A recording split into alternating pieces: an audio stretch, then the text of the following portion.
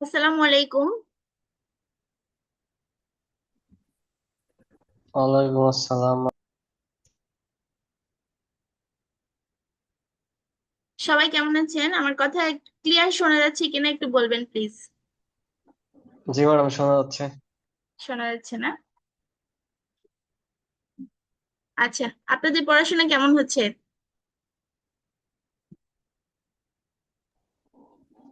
চলছে আর কি কোনো রকম।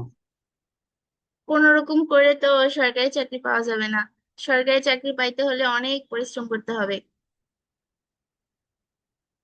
সবকিছু বুঝে বুঝে পড়তে হবে।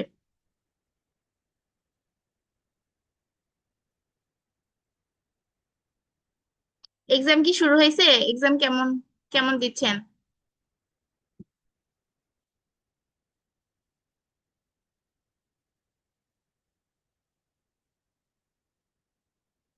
দুইজন মাত্র জয়েন করছে না?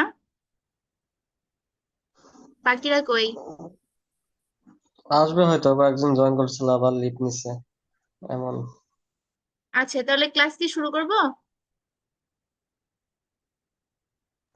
জি ম্যাডাম, শুরু করেন। শুরু করে দেই।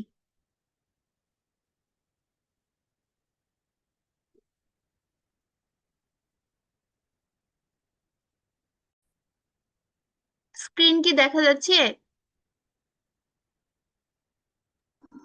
না ম্যাডাম, দেখা যাচ্ছে না তো। দেখা যাচ্ছে না না?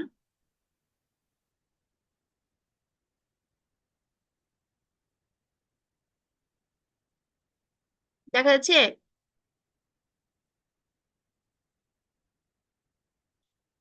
জি, এখন দেখা যাচ্ছে। দেখা যাচ্ছে। আচ্ছা।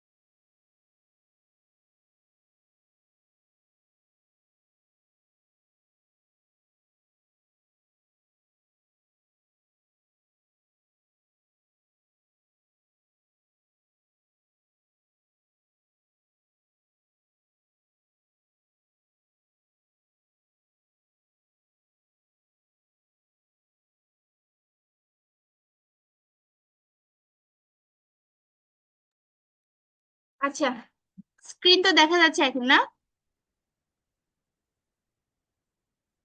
একটু রেসপন্স করবেন প্লিজ। জি ম্যাডাম, দেখা যাচ্ছে কিন্তু সবুজ কালার আর কি। সবুজ কালার। লেখা দেখা যাচ্ছে না? না ম্যাডাম, লেখা দেখা যাচ্ছে না তো। একটা লেখাও দেখা যাচ্ছে না? না ম্যাডাম। কি ব্যাপার? আচ্ছা, একটু ওয়েট করুন।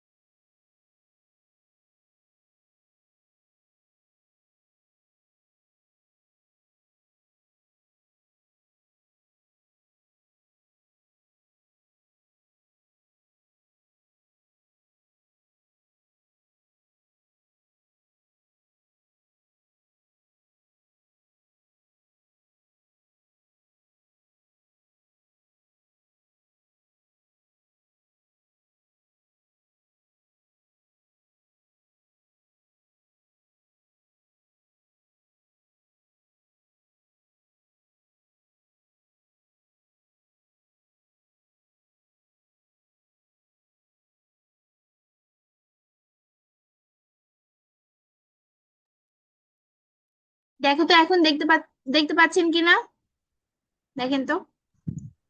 জি, দেখা যাচ্ছে। আচ্ছা, ঠিক আছে, শুরু করি তাহলে ক্লাস।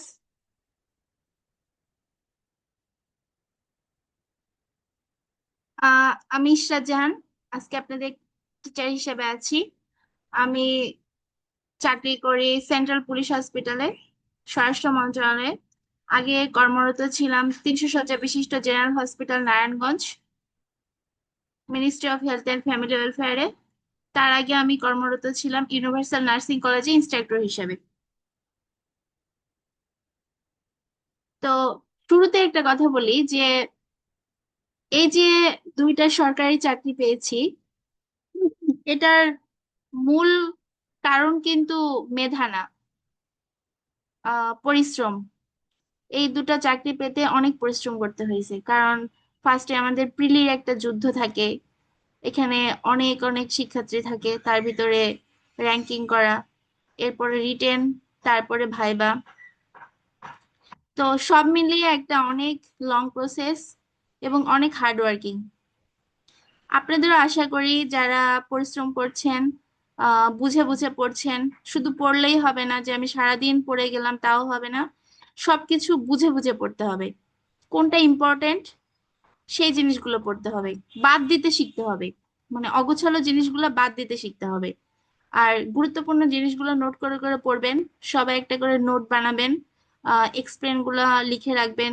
কোথাও গুরুত্বপূর্ণ কোনো কিছু পাইলে একটা এক খাতায় রাখবেন, যেটা আপনি সাথে করে নিয়ে যেতে পারবেন পিলির দিন অথবা পিলি পরীক্ষার আগের দিন। আহ এক এক খাতাতেই যেন রিভিশনটা কমপ্লিট হয়ে যায়, যেন পাতা উল্টালে আপনি টপিক গুলো দেখতে পান, যে এই টপিক গুলো ইম্পর্টেন্ট। অ্যানালাইসিস করবেন, কোশ্চেন অ্যানালাইসিস করে করে পড়বেন, যে কোশ্চেনে পূর্বের কোশ্চেন গুলোতে কোনগুলো থেকে বেশি বেশি কোশ্চেন আসছে, সেগুলো থেকে অ্যানালাইসিস করে পড়বেন। ওই অ্যানালাইসিস থেকে যেগুলো টপিক অনেক গুরুত্বপূর্ণ বারবার আসছে, ওই টপিক গুলো একটু ডিটেলসে পড়বেন, ডিটেলসে ছোট ছোট করে লিখে রাখবেন, যাতে প্রিলি পরীক্ষার আগের দিন বা রিটেন পরীক্ষার আগের দিন একবারেই সবকিছু দেখতে পাওয়া যায়। মানে এক খাতায় যেন সবকিছু থাকে, অনেকগুলো খাতা যেন খুঁজতে না হয়। বুঝতে পেরেছেন?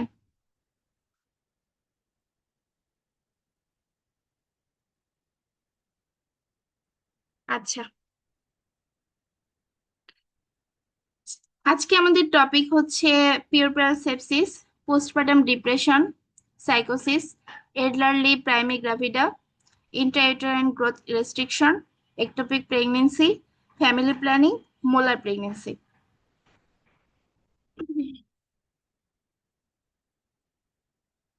প্রথমে শুরু করব পিউরপাল সেপসিসের ডেফিনেশনটা জানবো। Puerperal sepsis is an infection of the genital tract that occurs after childbirth, abortion, or miscarriage, characterized by fever 38 degrees Celsius or higher, lasting 24 hours or more, developing within 24 hours or more, developing within 42 days of delivery. অর্থাৎ যখন delivery হয়, অর্থাৎ সন্তান জন্মগ্রহণ যখন হয়, child birth, after child birth, abortion অথবা miscarriage, এরপরে যে মাদের জেনিটাল ট্র্যাক্ট এ একটা ইনফেকশন হয়, ওইটা সাধারণত ওই ইনফেকশনের কারণে 38 ডিগ্রি সেলসিয়াস বা তার বেশি জ্বর হয়ে থাকে, এবং এই জ্বরটা প্রায় 24 ঘন্টা বা তার বেশি সময় ধরে স্থায়ী হয়। এবং এটা দেখা দিতে পারে ডেলিভারির 42 দিনের মধ্যে। এটা হচ্ছে পিউরপাল সেপসিস। অর্থাৎ সন্তান জন্মের পরের সময়গুলোতে, অর্থাৎ সন্তান পরের জন্মের সময়গুলোতে, অথবা কারো অ্যাবর্শন হয়ে গেলে, কত মিসক্যারেজ হয়ে গেলে, যে বডিতে একটা মারাত্মক ইনফেকশন ছড়িয়ে পড়ে জেনিটাল ট্র্যাক্টের মাধ্যমে, এই ইনফেকশন ছড়ানোটাকে পিউরপাল সেপসিস বলে।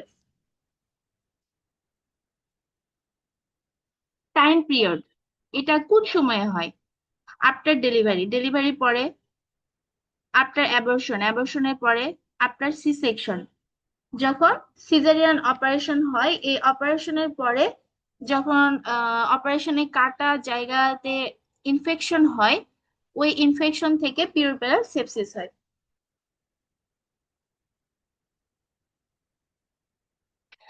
কজেটিভ বা কজেস অর্গানিজম, কি কি অর্গানিজমের কারণে বা এই পিউরোপ্যারাল সেপসিস হতে পারে, কোন কোন জীবাণুর মাধ্যমে?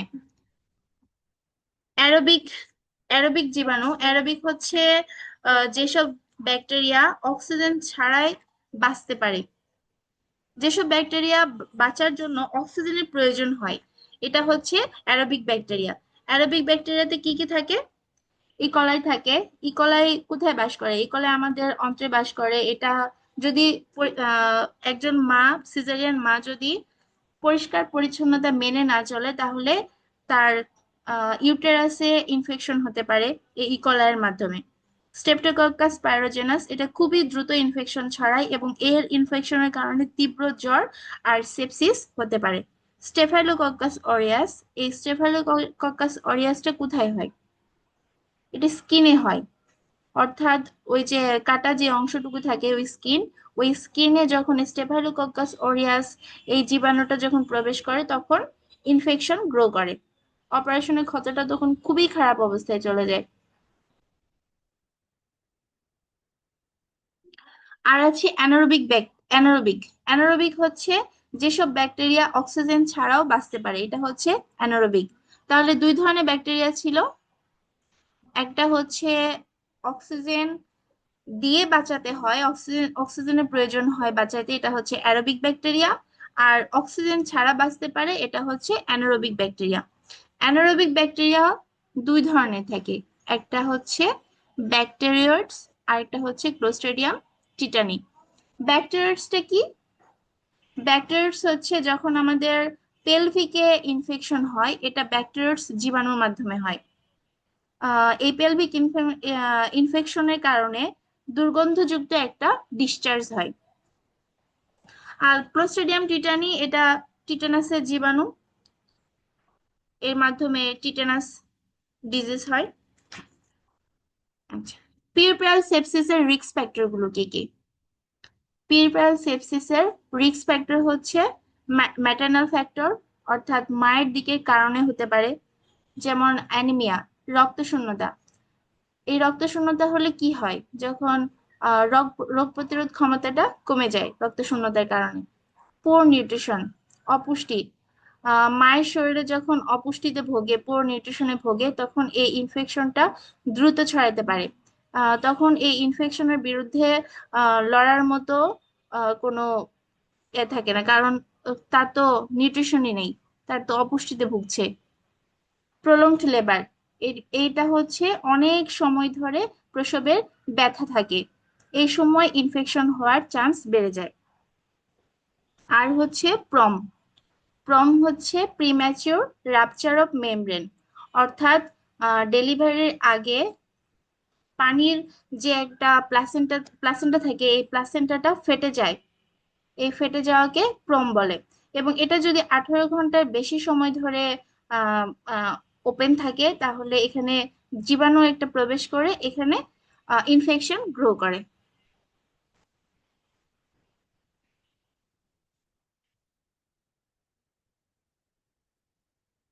Obstetric factor. অবস্টেটিক ফ্যাক্টর কি? প্রসব সংক্রান্ত যেই কারণগুলো থাকে, যেমন রিপিটেড ভ্যাজাইনাল এক্সামিনেশন, যখন বারবার ভ্যাজাইনাল এক্সামিনেশন করা হয়, পিভি করা হয়, এবং ও পিভি করার সময় যদি আমরা স্টেরিলিটি মেনটেন না করি, তাহলে এই সময় ইনফেকশন হতে পারে।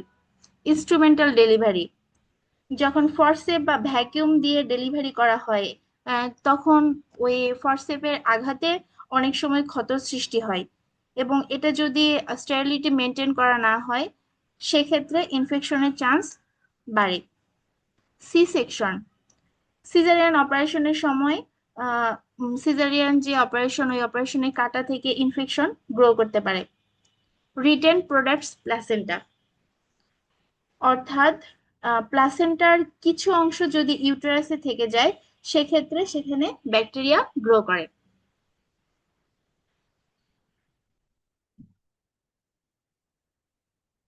আর আছে এনভায়রনমেন্টাল ফ্যাক্টর, পরিবেশগত কারণে অনেক সময় এই ইনফেকশন গ্রো করতে পারে। যেমন পোর অ্যাসেপটিক টেকনিক, যদি জীবাণুমুক্ত যে আমাদের প্রক্রিয়া থাকে, অটোক্লেভ বা আমরা যে গ্লোভস পরি, এটা হচ্ছে স্টেরাইল, আমরা গ্লোভস পরি, এই জীবাণুমুক্তটা যদি সঠিক নিয়মে না মানা হয়, সেক্ষেত্রে সেই ক্ষেত্রে ইনফেকশনের চান্স এবং বেশি থাকে। যেমন স্টেরাইল গ্লোভস যদি ব্যবহার করা না হয়, পরিষ্কার ইনস্ট্রুমেন্ট যেমন অটোক্লেভ ইনস্ট্রুমেন্ট গুলো যদি ব্যবহার না করা হয়, সেক্ষেত্রে ইনফেকশনের চান্স বেড়ে যায়। আর home delivery by untrained person, অর্থাৎ অপ্রশিক্ষিত ব্যক্তি, যেমন আমাদের গ্রামে হয় হয় কি যে দায়ী থাকে, ওই যে ধাত্রী থাকে যারা আগেকার দাদিরা বা এইসব মহিলাদের দিয়ে যদি ডেলিভারি করানো হয়, সেই ক্ষেত্রে পেশেন্টের ইনফেকশনের চান্স অনেক থাকে। কারণ ওইসব ওই মহিলারা তো স্টেরিলিটি মেনটেন করে না, তারা তো আর গ্লোভস পরে না, গ্লোভস পরে বাচ্চাকে ধরে না। বা মার যখন ডেলিভারি করায় তখন তো তারা গ্লোভস পরে ইউটারাসে হাত দেয় না। সেক্ষেত্রে ইনফেকশনের চান্সটা খুবই বেশি থাকে যদি আনট্রেন্ড কোনো পার্সনকে দিয়ে ডেলিভারি করানো হয়।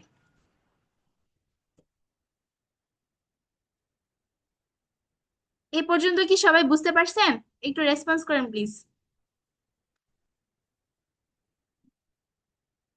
সবাই কি ক্লাসে আছেন যারা উপস্থিত আছেন, নাকি ঘুমাই গেছেন, নাকি অন্য কাজ করছেন?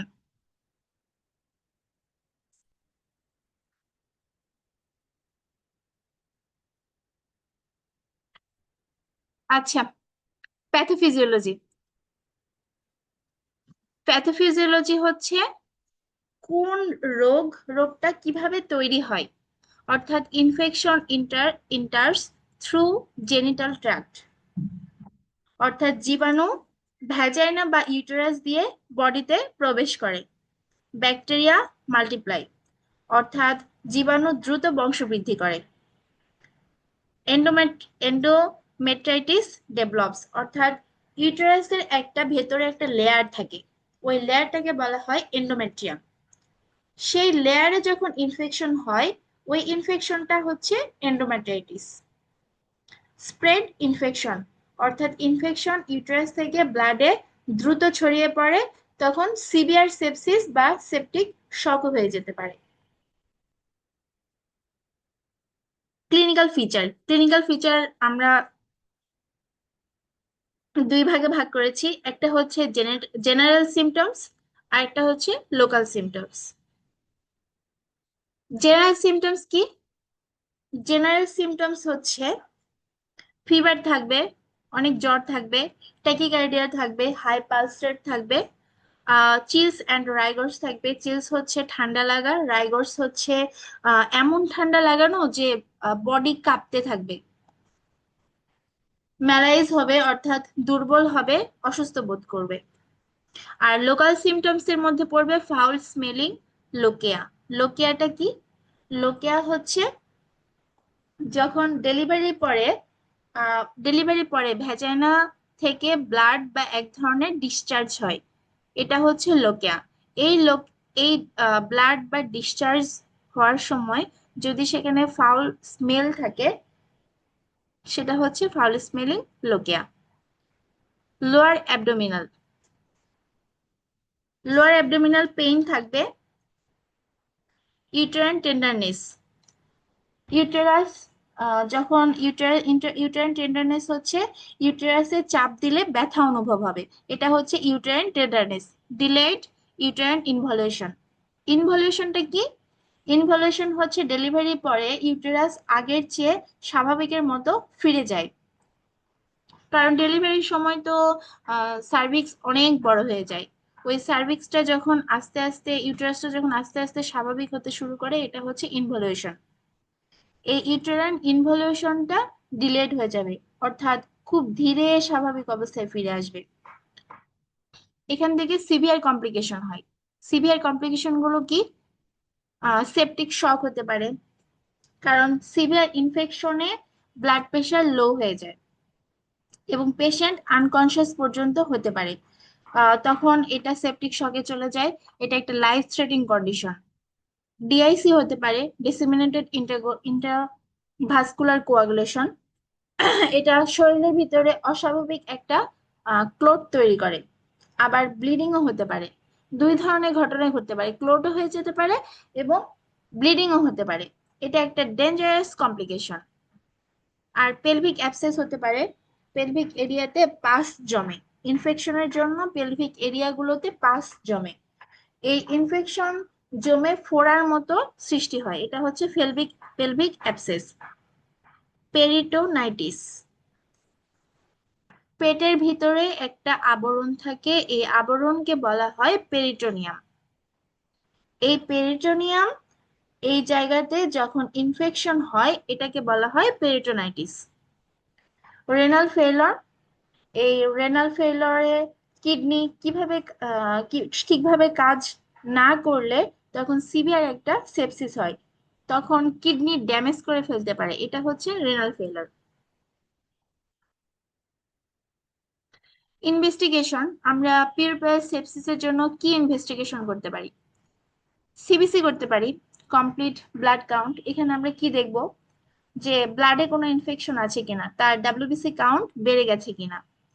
হাই সিআরপি থাকতে পারে, সি রিঅ্যাক্টিভ প্রোটিন, এবং ইএসআর বেশি হতে পারে, এরিথ্রোসাইট সেডিমেন্টেশন রেট। এটা ইনফ্লামেশন এবং ইনফেকশন ডিটেক্ট একটা টেস্ট হচ্ছে সিআরপি এবং ইএসআর।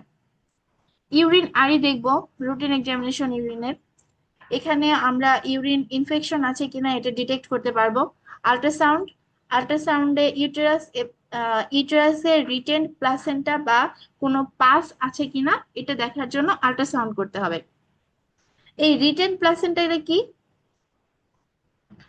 আল্ট্রাসাউন্ড করবোই আমরা রিটেন প্লাসেন্টা হয়েছে কিনা বা কোনো পাস আছে কিনা দেখার জন্য। রিটেন প্লাসেন্টা কি জিনিস, কেউ বলতে পারবেন?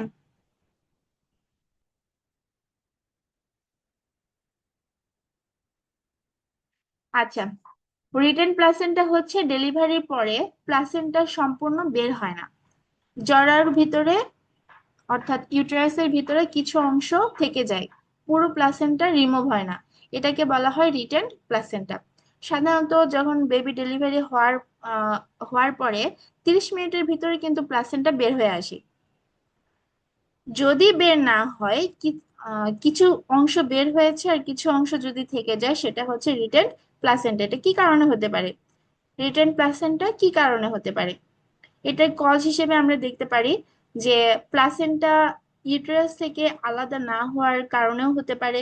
ইউটেরাস ঠিকভাবে যদি কন্ট্রাকশন না করে সেক্ষেত্রে রিটেন প্লাসেন্টা হতে পারে। সার্ভিক্স বন্ধ হয়ে গেলে, সার্ভিক্স বন্ধ, সার্ভিসের যে মুখটা এটা বন্ধ হয়ে গেলে অনেক সময় রিটেন প্লাসেন্টা হয়। আর প্রিম্যাচিওর ডেলিভারি হলে।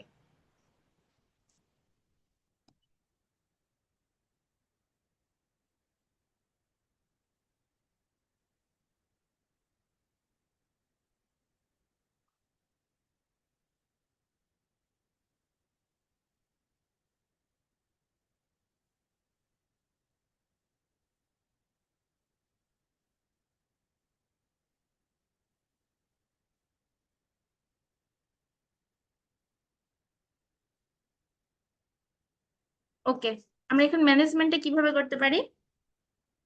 ক্লিনিক্যাল ম্যানেজমেন্ট, ক্লিনিক্যাল ম্যানেজমেন্টে আমরা পেশেন্টের একটা হিস্ট্রি নিব, যে কবে আপনার ডেলিভারি হয়েছে, জ্বর কতদিন ধরে আছে, সি সেকশন হয়ে পেশেন্টের সি সেকশন হয়েছে কিনা,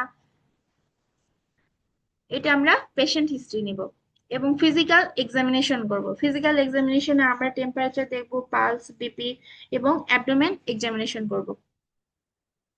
ল্যাব ফাইন্ডিংস, ল্যাব ফাইন্ডিংস আমরা কি দিব, ল্যাব রিপোর্ট দেখে ইনফেকশন ইভালুয়েট করব, অর্থাৎ পরীক্ষার রিপোর্ট দেখে অবস্থাটা বুঝবো যে কি পরিমাণ ইনফেকশন গ্রো করেছে। সাপোর্টিভ ট্রিটমেন্ট, সাপোর্টিভ ট্রিটমেন্টে আমরা প্রথমে আইভি ফ্লুইড দিব, অর্থাৎ স্যালাইনের মাধ্যমে আমরা পেশেন্টের ডিহাইড্রেশন এবং বিপি কমানোর চেষ্টা করব। অক্সিজেন থেরাপি দিব, কারণ পেশেন্টের অক্সিজেন লেভেল কম থাকতে পারে। আগে চেক করে নেব, দেন অক্সিজেন থেরাপি দিব প্রয়োজন হলে। প্রয়োজন হলে আমরা ব্লাড ট্রান্সফিউশন করব যদি পেশেন্টের অ্যানিমিয়া থাকে বা এক্সেসিভ ব্লাড লস হয়। আর মেডিকেল ট্রিটমেন্ট হিসেবে আমরা দিব অ্যান্টিবায়োটিক থেরাপি ব্রড স্পেকট্রাম। এই ব্রড স্পেকট্রাম অ্যান্টিবায়োটিকটা খুব স্ট্রং একটা অ্যান্টিবায়োটিক। এখানে আমরা আইভি অ্যাম্পিসিলিন হিসেবে দিব, অর্থাৎ ইনজেক্টেবল অ্যান্টিবায়োটিক। এটা গ্রাম নেগেটিভ, এই গ্রাম পজিটিভ ব্যাকটেরিয়াকে ধ্বংস করে।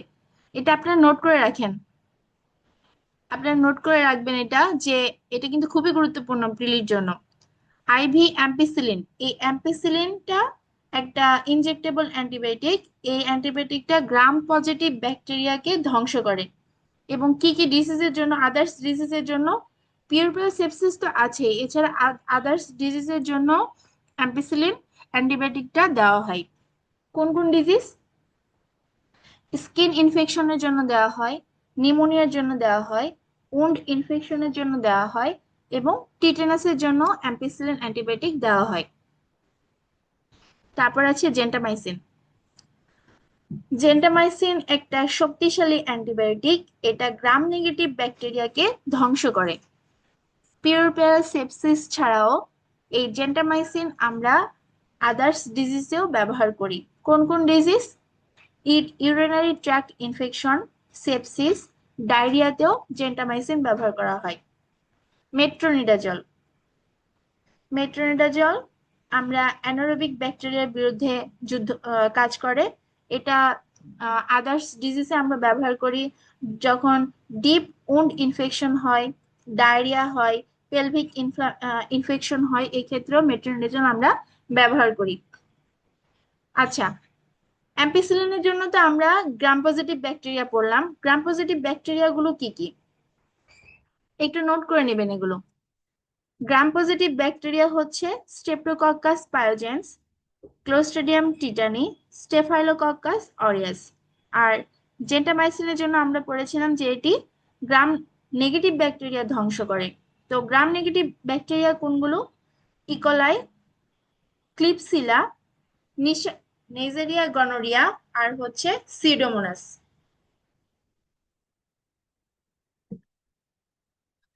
আর আমরা পড়েছিলাম মেট্রোনিডাজল, এটা অ্যানারোবিক ব্যাকটেরিয়ার বিরুদ্ধে কাজ করে। অ্যানারোবিক ব্যাকটেরিয়া গুলো কি কি একটা আমরা একবার পড়েছি ওইদিকে, ব্যাকটেরিয়াটস আর হচ্ছে ক্লোস্ট্রিডিয়াম টিটানি। এখন আসি নার্সিং ম্যানেজমেন্টে। একজন নার্স হিসেবে আমরা পেশেন্টকে কি ম্যানেজ করব। এতক্ষণ তো আমরা মেডিকেল ম্যানেজমেন্ট করলাম, এখন আমরা জানবো নার্সিং ম্যানেজমেন্ট আমরা কিভাবে করব। একটা পেশেন্ট যখন আসবে, পিউরপাল সেপসিসের পেশেন্ট, আমরা তো শুরুতেই তার এক্সামিনেশন গুলো নিয়ে নিয়েছি, পেশেন্টের হিস্ট্রি এক্সামিনেশন, ফিজিক্যাল এক্সামিনেশন করেছি। এখন আমরা নার্স হিসেবে, অ্যাজ এ নার্স হিসেবে আমরা কি ম্যানেজমেন্ট করব এই পিউরপাল সেপসিসের পেশেন্টের। ফার্স্ট আমরা ভাইটাল সাইন মনিটর করব পেশেন্টের, যেহেতু পিউরপাল সেপসিস, অনেক জ্বর থাকবে, আমরা টেম্পারেচার দেখব, পালস দেখব, শকে চলে যেতে পারে পেশেন্ট, এক্ষেত্রে আমরা পালস দেখব, বিপি দেখব, রেসপিরেশন দেখব। দেন আমরা আইভি চ্যানেল ওপেন করব এবং আমরা অবজার্ভ করব যে তার লোকিয়া, অর্থাৎ তার যে ডেলিভারি পরে যে ব্লাড আসতেছে বা ডিসচার্জ হচ্ছে, এটা কি অ্যামাউন্টে, আহ কি অ্যামাউন্টে এটা হচ্ছে, বেশি হচ্ছে নাকি কম হচ্ছে, এবং ওটার কালার কেমন, এবং স্মেলটা কি, গুড স্মেল মানে ভালো স্মেল, অর্থাৎ স্বাভাবিক যেটা বলে আর কি, নর্মাল স্মেল, অথবা ফাউল স্মেল, কোনটা আছে, এটা আমরা পর্যবেক্ষণ করব। স্টেরিলিটি অবশ্যই মেনটেন করতে হবে। ইনটেক আউটপুট চার্ট আমরা মেনটেন করব, কারণ পেশেন্ট কতটুকু ফ্লুইড নিচ্ছে আর কতটুকু ইউরিনের অ্যামাউন্ট হচ্ছে, এটা ইনটেক আউটপুট চার্টের মাধ্যমে আমরা মনিটর করব। অ্যাডমিনিস্টার মেডিকেশন, সঠিক সময়ে পেশেন্টকে আমরা মেডিসিন অ্যাডমিনিস্টার করব। দেন পেশেন্ট এডুকেশন, অর্থাৎ পেশেন্টকে আমরা কিছু এডুকেশন দিব, যেমন পার্সোনাল হাইজিন মেনটেন করবেন, পেশেন্টকে বলবো, হ্যান্ড ওয়াশিং করতে বলবো, ডেঞ্জার সাইনগুলো মেনে চলতে বলবো, এবং ফলো আপে রাখতে হবে। ওকে, পিউরপাল সেপসিসের একটা সামারি করি আমরা। এখানে প্রিভেন্টেবল অ্যান্ড ট্রিটেবল এটা একটা ডিজিজ, আর্লি ডায়াগনোসিস এবং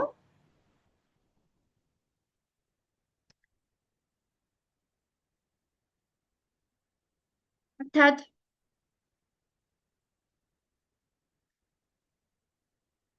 এই পিউরপাল সেপসিসের সামারিটা হচ্ছে যে আমরা এতক্ষণ কি বললাম, পিউরপাল সেপসিস হচ্ছে একটা ডেলিভারি, অ্যাবর্শন এবং মিসক্যারেজের পরে জেনিটাল ট্র্যাক্টে হয় একটা ইনফেকশন।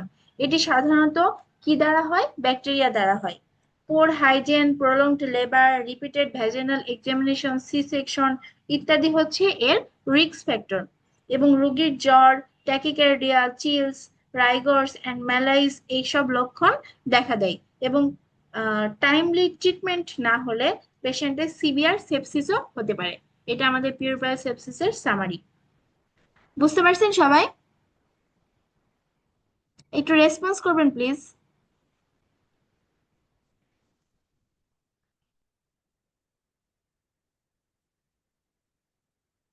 ক্লাসে আসলে রেসপন্স না জি, করলে, বোঝা গেছে। আচ্ছা ক্লাসে আছেন, ক্লাসে আসলে রেসপন্স না করলে ক্লাসে মজা থাকে না।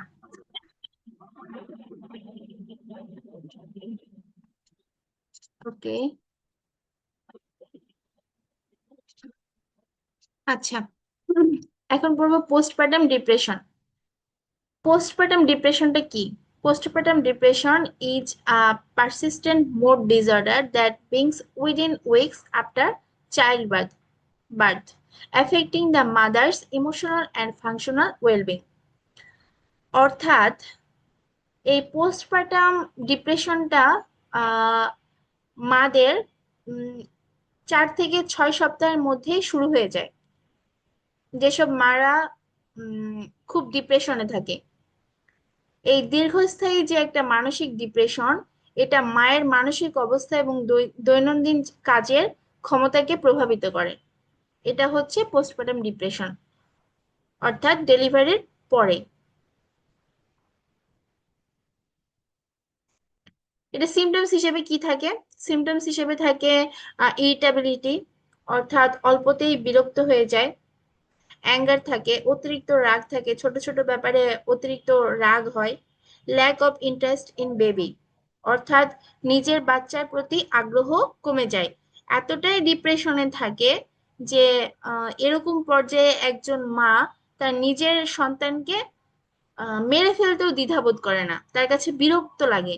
সে এতটাই ডিপ্রেশনে চলে যায়। এই পোস্টপার্টাম ডিপ্রেশনটা এত খারাপ একটা জিনিস।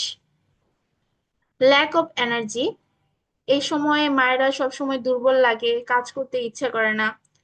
Negative feelings toward the baby, মা শিশুকে বোঝা মনে করে। স্লিপ ডিস্টারবেন্স, তার বাচ্চাকে ঠিক মতো ঘুম হয় না বা অতিরিক্ত ঘুম হয়। অনেক সময় পাশে পরিবারের কোনো সাপোর্ট থাকে না, তখন বেবির সব টেক কেয়ার মাকেই করতে হয়।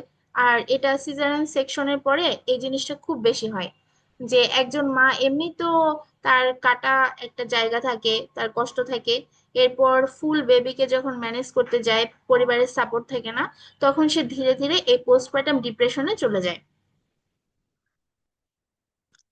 রিস্ক ফ্যাক্টর, এখানে মায়েদের ক্ষেত্রে কি কি রিস্ক ফ্যাক্টর?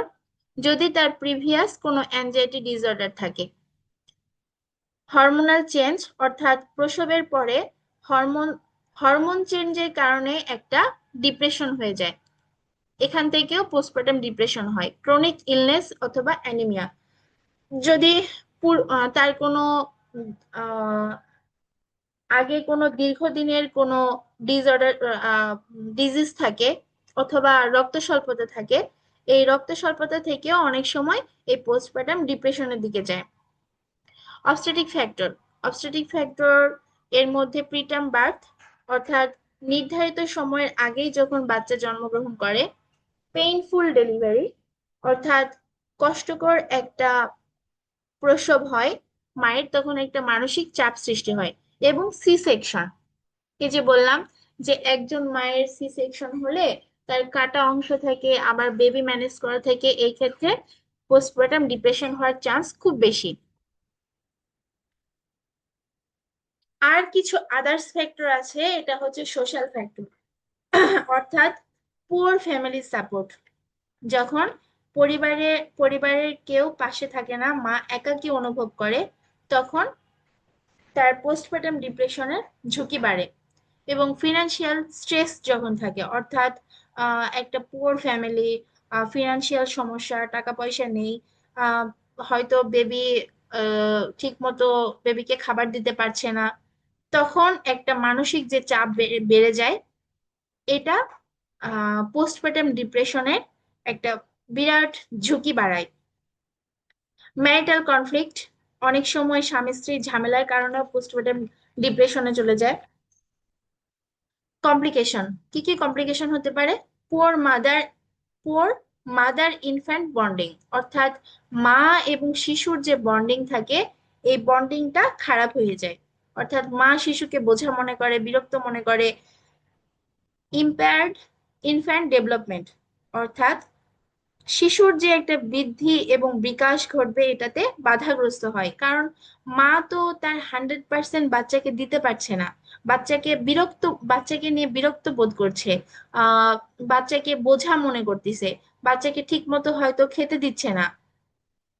এই সময় শিশুদের বুদ্ধি এবং বিকাশে বাধাগ্রস্ত হয়, কারণ শিশুরা তো সব সময় তার মায়ের সাথে থাকতে চায়। এই জন্য তো আমরা মাদার টু চাইল্ড একটা skin to skin contact bonding থাকে, ওই বন্ডিংটা সব সময় মা এবং বাচ্চাদের মধ্যে থাকতে হয়।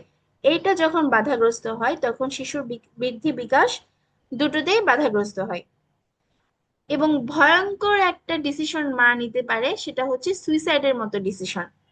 যখন খুব গুরুতর ডিপ্রেশন হয়ে যায়, তখন একজন মা সুইসাইডের মতো মারাত্মক একটা সিদ্ধান্ত নেয় বা চিন্তা করে।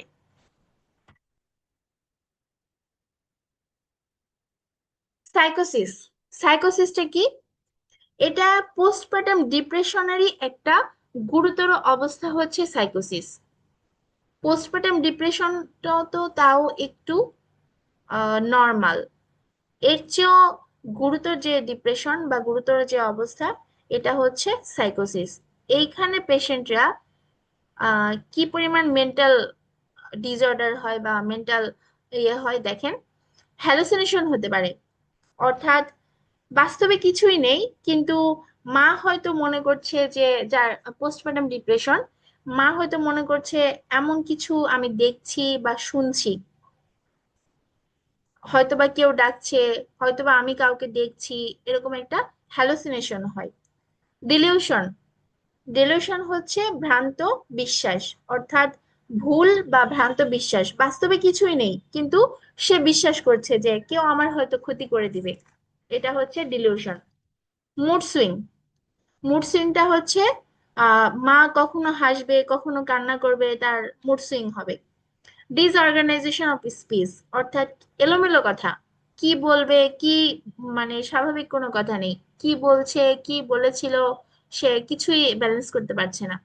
আর ডিসঅর্গানাইজেশন অফ বিহেভিয়ার, তার অস্বাভাবিক একটা আচরণ থাকবে। এবং অ্যাঙ্গার, ছোট ছোট বিষয়ে সে অতিরিক্ত রাগ করে ফেলবে।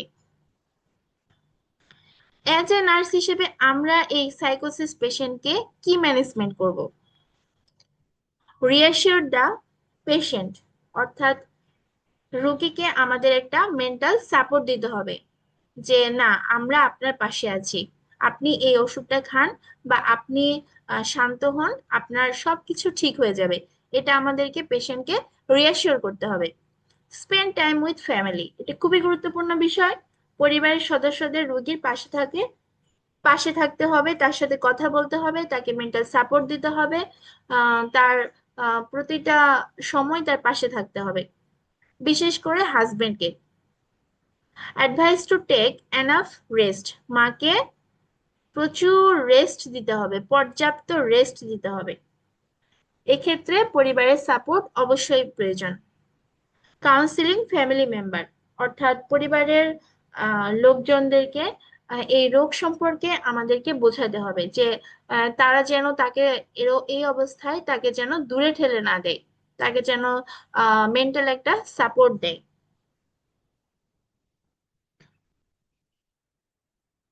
Elderly primigravida refers to a woman who becomes pregnant for the first time at the age of 35 years of older. অর্থাৎ একটা মাদের যখন 35 বছর বা তার বেশি বয়সে প্রথমবার গর্ভধারণ করে, এটা হচ্ছে এল্ডারলি প্রাইমি গ্রাভিডা। এই এল্ডারলি প্রাইমি গ্রাভিডাতে কারা হাই রিস্কে থাকে? বয়স বেশি হলে, যেমন হাইপারটেনশন, বয়স বেশি হলে কি হয়? প্রেগনেন্সিতে ব্লাড প্রেশার বাড়ার চান্স খুব বেশি থাকে। জিডিএম, জেস্টেশনাল ডায়াবেটিসের চান্সও খুব বেশি থাকে। প্রেগনেন্সি চলাকালীন সময়ে তার ব্লাডে সুগার বেড়ে যায়। প্রলংড লেবার, দীর্ঘ সময় প্রসব চলতে পারে। ইনক্রেসড সি সেকশন রেট, তার সি সেকশন করার রেটটা বেশি থাকতে পারে। আর আছে পোস্টপার্টাম কমপ্লিকেশন, অর্থাৎ প্রসবের পরে ব্লিডিং, ইনফেকশন ইত্যাদি সমস্যাগুলো দেখা দিতে পারে।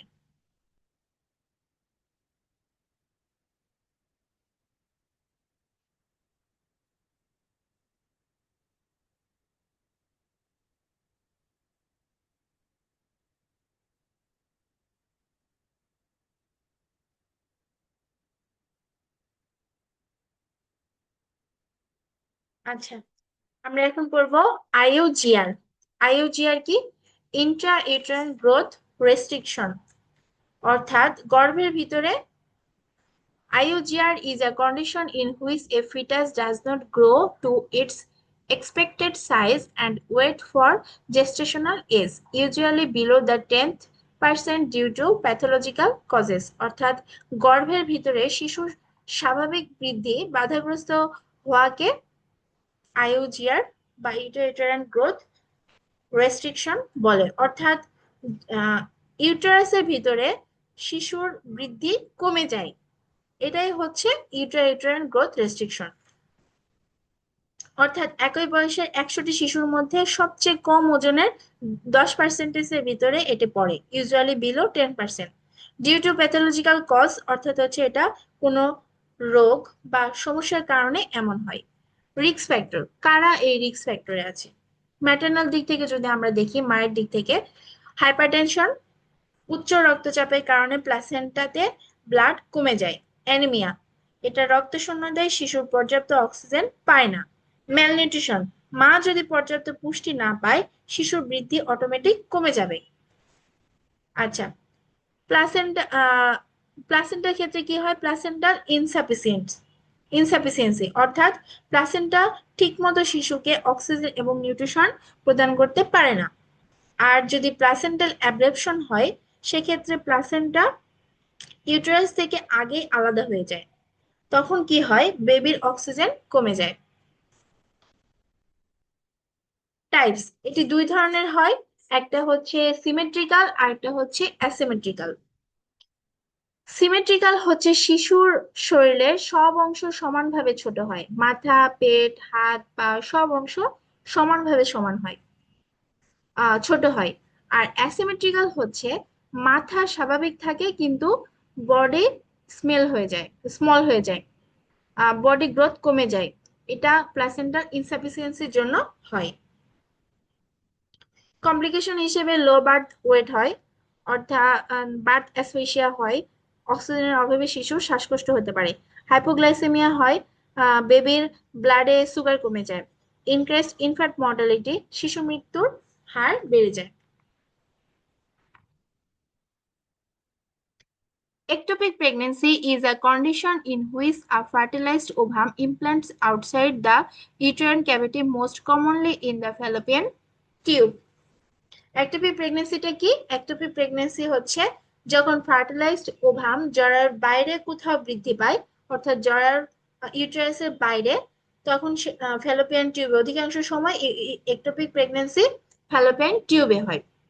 এটার কমন সাইটটা কি? ফ্যালোপিয়ান টিউব মোর দ্যান 90%, অর্থাৎ 90%-এর বেশি ক্ষেত্রে ফ্যালোপিয়ান টিউবে হয় এই একটোপিক প্রেগনেন্সি। ওভারিতে অনেক সময় ভ্রূণ হয়। সার্ভিক্সে হয়, সার্ভিক্সে জরার মুখে ইমপ্লান্টেশন হতে পারে। অ্যাবডোমিনাল ক্যাভিটি, এটা খুব কম ক্ষেত্রে অ্যাবডোমিনাল ক্যাভিটিতে ইমপ্লান্টেশন হয়। ডায়াগনোসিস, আমরা কি কি ডায়াগনোসিস করতে পারি? এটা positive pregnancy test beta HCG, অর্থাৎ একটোপিক প্রেগনেন্সিতে এইচসিজি হরমোনটা বেড়ে যায়, এই কারণে এটা পজিটিভ আসে।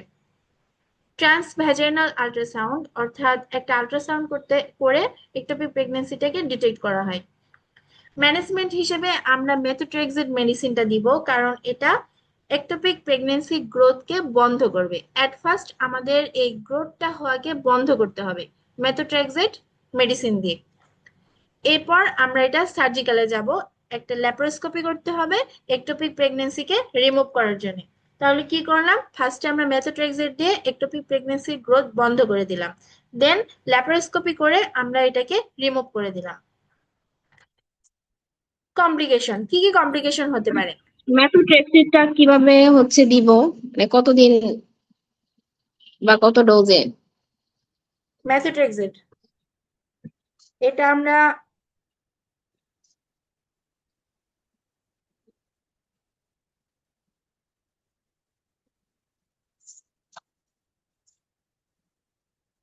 এই মেথোট্রেক্সেট ইনজেকশনটা, এটা আমরা কোন ডোজে দিব? হ্যাঁ, কোন ডোজে দিব, বা মানে কতদিন দিতে হবে আর কি? এটা একটু একটোপিক প্রেগনেন্সি যখনই ডিটেক্ট হবে তখনই সাথে সাথে দিতে হবে এটা। আচ্ছা, আইবি? হ্যাঁ, আইভিতে দেওয়া যায়, আবার ট্যাবলেট ফর্মেও দেওয়া যায়। ঠিক আছে, থ্যাংক ইউ। আচ্ছা, আর মেথোট্রেক্সেট এই এটা দেওয়ার পরে তো আমরা ওটা বন্ধ করে দিলাম, এবং এরপরে কিন্তু ল্যাপারোস্কোপি অবশ্যই করতে হবে, কারণ ওটাকে তো রিমুভ করতে হবে। এটা কিন্তু ওই মেথোট্রেক্সেট খেয়ে বন্ধ হবে, অটোমেটিক্যালি কিন্তু রিমুভ হয়ে আসবে না।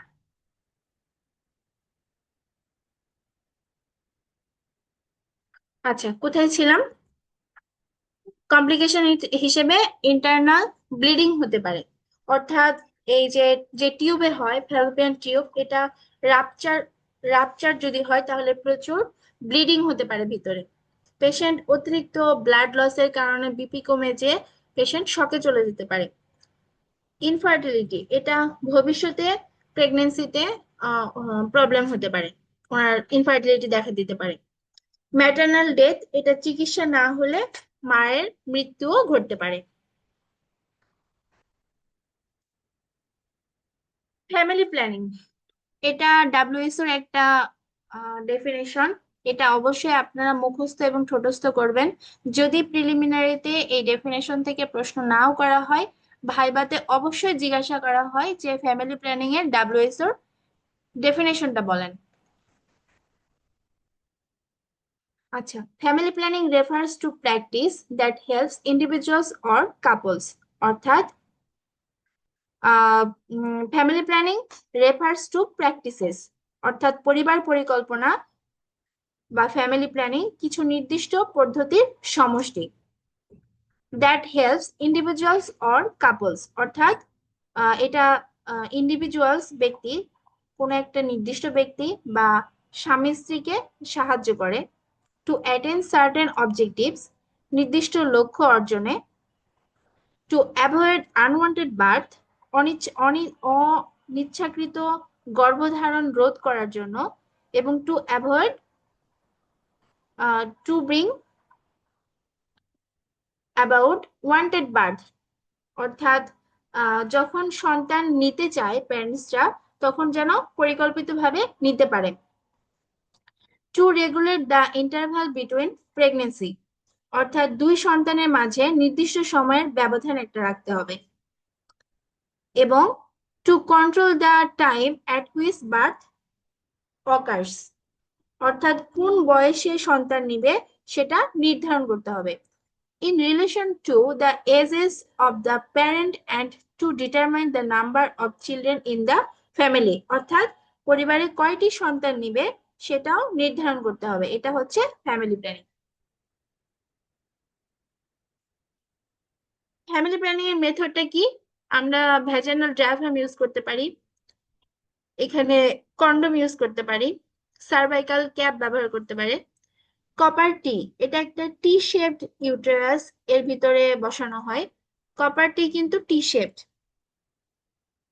আর কম্বাইন্ড পিল খেতে পারে ইস্ট্রোজেন এবং প্রজেস্টেরন দুইটি হরমোনের কম্বাইন্ড পিল। মিনি পিল প্রজেস্টেরন অনলি, এখানে শুধুমাত্র প্রজেস্টেরনটাই দেওয়া আছে, ইস্ট্রোজেন নাই। পোস্ট কয়টাল পিল, এই পোস্ট কয়টাল পিল হচ্ছে এমার্জেন্সি পিল, এটা অবশ্যই 72 ঘন্টার ভিতরে খেতে হবে।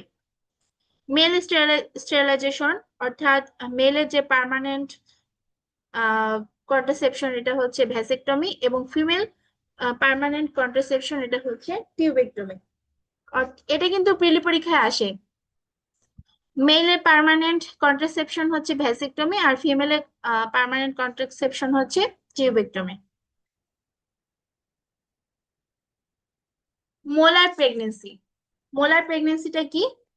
Is an abnormal form of pregnancy in which the placenta develops into a mass of cyst instead of a normal embryo, অর্থাৎ এটা একটা এমন একটা অস্বাভাবিক একটা গর্ভাবস্থা বা প্রেগনেন্সি, এই প্রেগনেন্সিতে প্লাসেন্টাতে স্বাভাবিকভাবে বেবি তৈরি না হয়ে, মানে ভ্রূণ তৈরি না হয়ে, ওই প্লাসেন্টাতে আঙুরের মতো থোকা থোকা সিস্ট তৈরি হয়। তাহলে কতটা ভয়ঙ্কর দেখেন। একটা মা প্রেগনেন্সিতে পজিটিভ আসছে, সে যখন দেখবে যে তার প্লাসেন্টাতে বেবি তৈরি না হয়ে সিস্ট তৈরি হয়েছে, এটা হচ্ছে মোলার প্রেগনেন্সি। টাইপস হচ্ছে দুইটা, একটা হচ্ছে কমপ্লিট মোল আর একটা হচ্ছে পার্শিয়াল মোল। কমপ্লিট মোলটা হচ্ছে বেবি তৈরি হয় না, সেখানে পুরো প্লাসেন্টা জুড়ে আঙুরের মতো থোকা থোকা সিস্ট তৈরি হয়, এটা হচ্ছে কমপ্লিট একটা মোল। আর পার্শিয়াল মোল হচ্ছে আংশিক বেবি টিস্যু হয় কিন্তু প্লাসেন্টা স্বাভাবিক থাকে, এখানে কোনো সিস্ট থাকে না, কিন্তু বেবি সম্পূর্ণ তৈরি হয় না, বেবি আংশিক তৈরি হয় আর বাকিটা আর তৈরি হয় না, এটা হচ্ছে পার্শিয়াল মোল। এটা কি কারণে হয়? দুই ধরনের কজ থাকতে পারে, একটা অ্যাবনর্মাল ফার্টিলাইজেশন আর একটা history of previous mole molar pregnancy. Management, আমরা মোলার প্রেগনেন্সিতে ম্যানেজমেন্ট কি করতে পারি? ইভাকুয়েশন অফ মোল, অর্থাৎ ইউটেরাস থেকে অ্যাবনর্মাল যে মোলার টিস্যু এটাকে বের করে ফেলে দিতে হবে। Contraception advised until beta HCG, অর্থাৎ বিটা এইচসিজি স্বাভাবিক না হওয়া পর্যন্ত কোনো সেকেন্ড টাইম প্রেগনেন্সিতে যাওয়া যাবে না, অর্থাৎ গর্ভধারণ এড়িয়ে চলতে হবে এবং কন্ট্রাসেপটিভ ইউজ করতে হবে। কেমোথেরাপি, যখন এই মোলার প্রেগনেন্সি পরে ডিজিজটা বেশি হয় বা ওখান থেকে যদি কোনো ক্যান্সারের রূপ নেয়, সেক্ষেত্রে কেমোথেরাপি দিতে হবে। এই মোলার প্রেগনেন্সির কমপ্লিকেশন হিসেবে কি আসতে পারে? পারসিস্টেন্ট জিটিডি, জিটিডির ফুল ফর্ম হচ্ছে জেস্টেশনাল ট্রফোব্লাস্টিক ডিজিজ। এটা হচ্ছে যখন মোল বের করার পরেও এই ডিজিজটা থেকে যায়, এটা হচ্ছে পারসিস্টেন্ট জিটিডি। আর ইনভেসিভ মোল হচ্ছে মোল জরায়ুর পেশির ভিতরে প্রবেশ করে, তখন এটা ইনভেসিভ মোল হয়।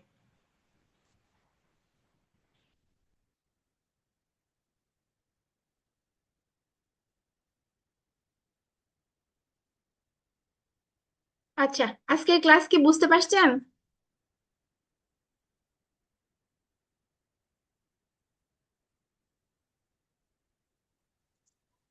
হ্যাঁ, ক্লাস অনেক সুন্দর হয়েছে, অনেক কিছু শিখতে পেরেছি। আচ্ছা, তাহলে আমরা ছোট একটা সামারি করতে পারি না, কি কি শিখলাম? হ্যাঁ। আচ্ছা, আমি এক ইয়েতে বলে যাচ্ছি একটু, যে আমরা ফার্স্ট শিখছি যে পিওরপেরাল সেপসিস। এই পিওরপেরাল সেপসিসের আমরা কি কি শিখতে পারছি আজকে? যে এটা একটা পিওরপেরাল সেপসিস হচ্ছে আফটার ডেলিভারি, অ্যাবর্শন এবং মিসক্যারেজ এরপরে একটা জেনিটাল ট্র্যাক্টে হওয়া একটা ইনফেকশন। এই কারণে অনেক সময় আমাদের জ্বর হতে পারে, যেটা 38 ডিগ্রি সেলসিয়াস অথবা তার চেয়ে বেশি। এবং এখানে আমরা কি করতে পারি? Poor hygiene, prolonged labour, repeated vaginal examination এবং সি সেকশন, এই রিস্ক ফ্যাক্টর গুলো থেকে যায়। আর এখানে আমরা পজিটিভ অর্গানিজম কি কি দেখেছিলাম? একটা অ্যারোবিক, একটা অ্যানারোবিক। আর আর রিস্ক ফ্যাক্টর হিসেবে ছিল একটা ম্যাটারনাল ফ্যাক্টর, একটা অবস্টেট্রিক ফ্যাক্টর আর একটা হচ্ছে এনভায়রনমেন্টাল ফ্যাক্টর। এর প্যাথোফিজিওলজিতে আমরা পড়েছিলাম যে এটা কি কি গ্রো করে কিভাবে হয়। আর ক্লিনিক্যাল ফিচার হিসেবে দুইটা আমরা পেয়েছিলাম, একটা জেনারেল সিমটমস, একটা হচ্ছে লোকাল সিমটমস। একটাতে ফিভার থাকবে, ট্যাকিকার্ডিয়া থাকবে, ঠান্ডা লাগবে। আহ এটা আবার শরীর কাঁপুনি দিয়ে ঠান্ডা লাগতে পারে, জ্বর আসতে পারে, এটা রাইগর্স। আর দুর্বল বা অসুস্থ বোধ করতে পারে। আর লোকাল সিমটমসটা খুবই গুরুত্বপূর্ণ, এখানে দুর্গন্ধযুক্ত লোকিয়া থাকতে পারে, অ্যাবডোমিনাল পেইন থাকতে পারে, লোয়ার অ্যাবডোমিনাল পেইন থাকতে পারে, ইউটেরাসে চাপ দিলে ব্যথা অনুভূত হয়, এবং ইউটেরাইন ইনভলিউশন ডিলে হতে পারে। অর্থাৎ স্বাভাবিক অবস্থায় ইউটেরাস স্বাভাবিক অবস্থায় ফিরে আসতে অনেক ডিলে হতে পারে। সিভিয়ার কমপ্লিকেশনে আমাদের মূল একটা ইয়েই থাকবে, এটা সেপটিক শক হতে পারে। এছাড়াও ডিআইসি হতে পারে, পেলভিক অ্যাবসেস হতে পারে, পেরিটোনাইটিস হতে পারে, রেনাল ফেলিওর হতে পারে। ইনভেস্টিগেশন হিসেবে আমরা সিবিসি করব ফার্স্ট। এখানে আমরা ডাব্লিউবিসি কাউন্ট দেখব, সিআরপি এবং সিআরপি এবং ইএসআর দেখব, এটাও বেশি থাকবে পিউরোপিয়াল সেপসিসে। ইউরিন আরই করব, একটা আল্ট্রাসাউন্ড করব। দেন আমরা ম্যানেজমেন্টে গেলাম, পেশেন্টের হিস্ট্রি নেব, ফিজিক্যাল এক্সামিনেশন করব এবং ল্যাব ফাইন্ডিংস করব। সাপোর্টিভ ট্রিটমেন্ট হিসেবে আমরা আইভি ফ্লুইড দেবো, অক্সিজেন থেরাপি দেবো যদি প্রয়োজন হয়, এবং ব্লাড ট্রান্সফিউশন করব যদি প্রয়োজন হয়। আর মেডিকেল ট্রিটমেন্টের ভিতরে আমরা পড়লাম অ্যাম্পিসিলিন, জেন্টামাইসিন, মেট্রোনিডাজল। অ্যাম্পিসিলিন ছিল গ্রাম পজিটিভ ব্যাকটেরিয়া, জেন্টামাইসিন ছিল গ্রাম নেগেটিভ ব্যাকটেরিয়া, এবং মেট্রোনিডাজল হচ্ছে অ্যানারোবিক ব্যাকটেরিয়া। নার্সিং ম্যানেজমেন্টের ভিতরে আমরা ভাইটাল সাইন মনিটর করব, আইভি চ্যানেল ওপেন করব। সবচেয়ে গুরুত্বপূর্ণ জিনিস, আমরা লোকিয়া অবজার্ভ করব, সেখানে ফাউল স্মেল আছে কিনা, অ্যামাউন্ট কেমন হচ্ছে, যে ব্লাড আসতেছে বা ডিসচার্জ আসতেছে, এটা কম আসতেছে নাকি বেশি আসতেছে, এই অ্যামাউন্টটা দেখব এবং এর কালারটা দেখব। অবশ্যই স্টেরিলিটি মেনটেন করতে হবে এবং ইনটেক আউটপুট চার্ট মেনটেন করতে হবে। অ্যাডমিনিস্টার মেডিকেশন এবং পেশেন্টকে এডুকেশন দিতে হবে। এটা হচ্ছে পিউরোপিয়াল সেপসিস। আর এই তো পোস্টপার্টাম ডিপ্রেশনে একজন মা ডেলিভারির পরে তার অনেক ধরনের পোস্টপার্টাম ডিপ্রেশন থাকে, কারণ সে সিজারিয়ান সেকশনে যদি মা হয় তাহলে আরো বেশি থাকবে। কারণ একটা বেবিকে যখন একটা মা পরিবারের সাপোর্ট ছাড়া ফুল টেক কেয়ার করবে, এবং তার একটা ক্ষত সৃষ্টির কারণে তার একটা কষ্ট থাকবে, এবং বাচ্চাকেও ম্যানেজ করার একটা দায়িত্ব থাকে। সেক্ষেত্রে একজন মা যদি পরিবারের সাপোর্ট না পায়, ধীরে ধীরে পোস্টপার্টাম হেমোরেজে, পোস্টপার্টাম ডিপ্রেশনে চলে যায়। আমরা এই ধরনের পেশেন্টকে অবশ্যই আহ বলবো যে মেন্টাল সাপোর্ট দিব, পরিবারকে পাশে থাকতে বলবো। তার যেন এই যে সাইকোসিসের মতো ভয়ঙ্কর অবস্থানে যেন না চলে যায়, যে পেশেন্টের হ্যালুসিনেশন হয়, ডিলুশন হয়। এই দুটো জিনিস কিন্তু খুবই গুরুত্বপূর্ণ। আবার প্রিলির জন্য হ্যালুসিনেশনটা কি?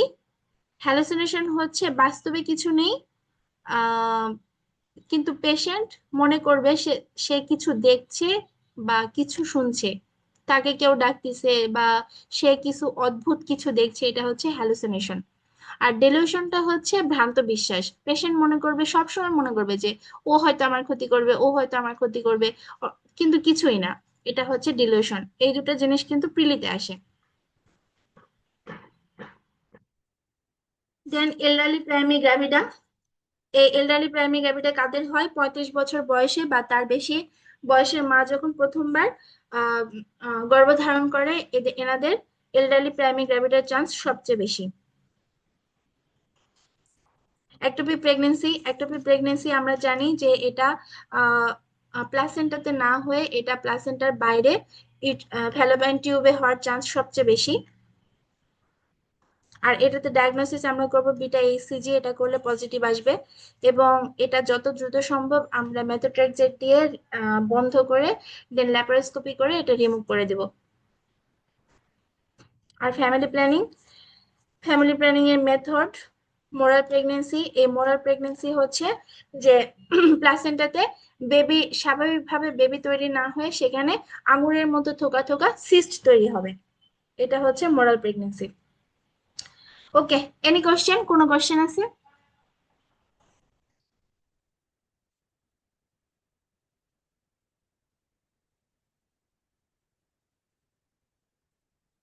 কোনো কোশ্চেন আছে?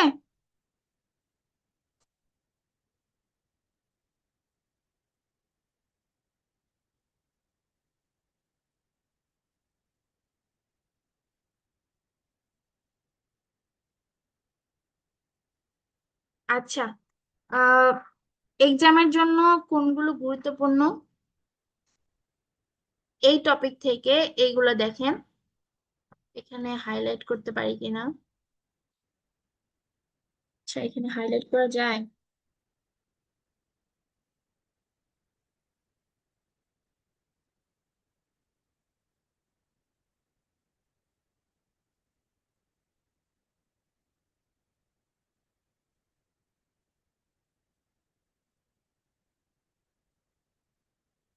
আচ্ছা, এখানে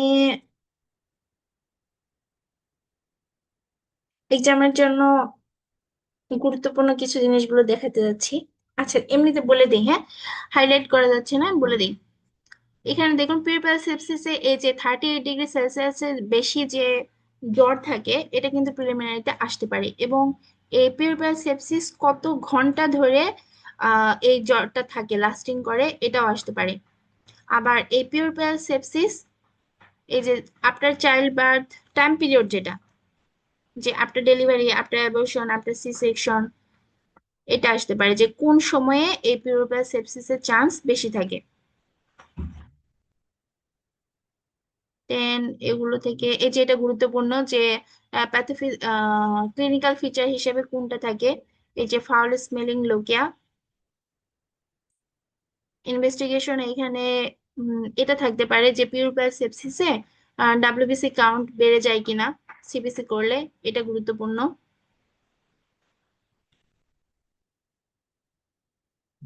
দেন পোস্টপার্টাম হেমোরেজ, এখান থেকে এই যে সিমটমস গুলো গুরুত্বপূর্ণ। আর এখানে তো বললাম হ্যালুসিনেশন, ডেলিউশন, এগুলো কি, এগুলো থেকে প্রচুর প্রিলিমিনারিতে কোশ্চেন হয়। এল্ডারলি প্রাইমারি ক্যাভিটিতে এইটা খুব গুরুত্বপূর্ণ।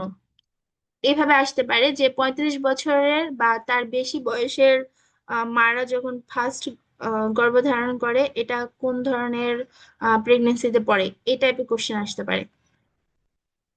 রিস্ক ফ্যাক্টর গুলো কি কি থাকতে পারে এল্ডারলি প্রাইমারি ক্যাভিটিতে, এগুলো খুব বেশি আসে। আর এগুলোতে একটোপি প্রেগনেন্সিতে আসে যে এই যে 90% সবচেয়ে বেশি হার কোন টিউবে হয়, ফ্যালোপিয়ান টিউবে। এটা খুবই গুরুত্বপূর্ণ প্রিলিমিনারির জন্য।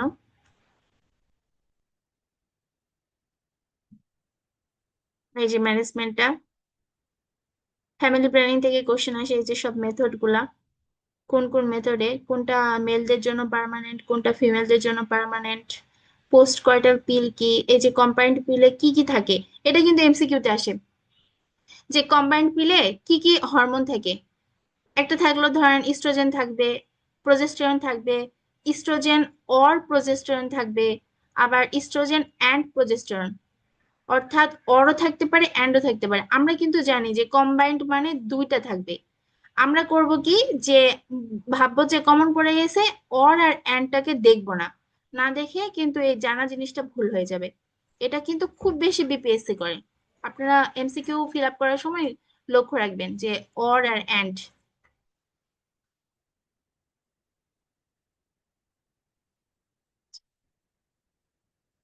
ওকে, আজকের মতো ক্লাসটা তাহলে শেষ করে দিচ্ছি। সবাই ভালো থাকবেন, পড়াশোনা করবেন, বেশি বেশি পড়বেন, যে কোশ্চেন পড়বেন, কোশ্চেন অ্যানালাইসিস করবেন।